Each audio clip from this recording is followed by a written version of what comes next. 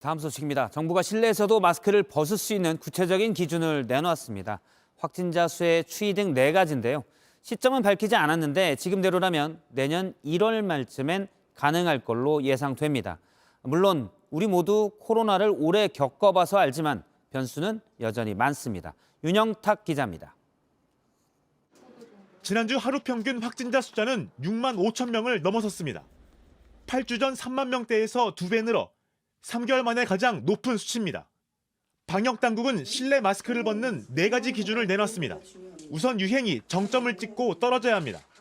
환자 발생 추이는 저희가 이제 정점 일단 수준을 보고 그 이후 이제 2주 정도 감소 추세를 보려고 하고 있고, 위중증과 사망자 숫자도 줄어야 하고 중환자 등에 대한 의료 대응과 고위험군에 대한 백신 접종까지 4개 지표 중 2개는 달성돼야 합니다.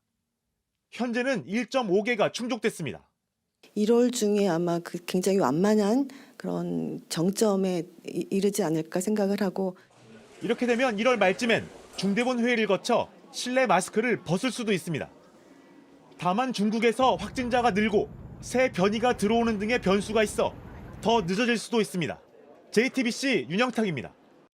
3년에 걸친 코로나 장기전으로 소비가 줄어든 것 중 하나 바로 화장품 구매일 겁니다.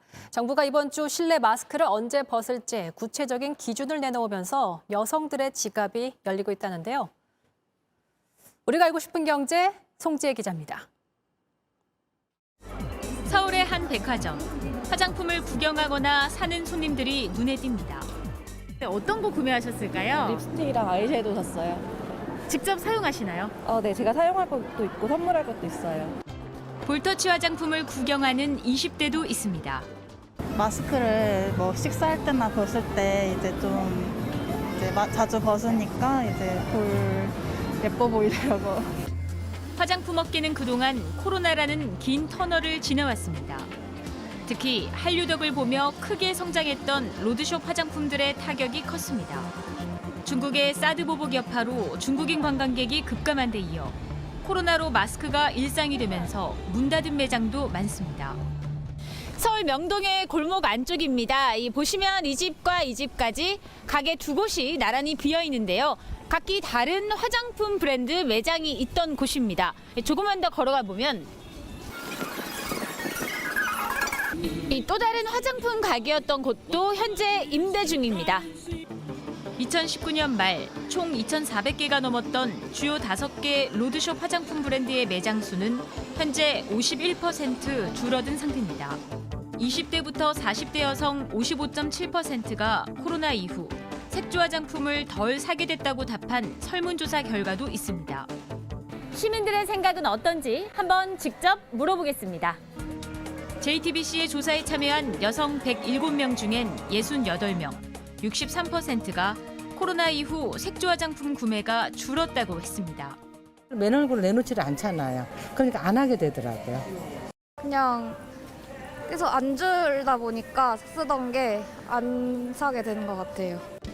응답자의 69%는 실내 마스크 착용 의무가 해제되면 색조 화장품을 더 살 것 같다고 했습니다. 어떤 화장품 주로 구매할 것 같으세요? 아무래도 아이섀도우나 립스틱? 마스크 쓰니까 립스틱을 덜 바르잖아요. 립스틱 살 것 같아요. 화장품 업체들도 그 사이 변화한 화장품 소비 패턴에 맞춰 전열을 가다듬고 있습니다. 온라인으로도 채널을 확장하는 등 여러 가지 노력을 기울이고 있었습니다.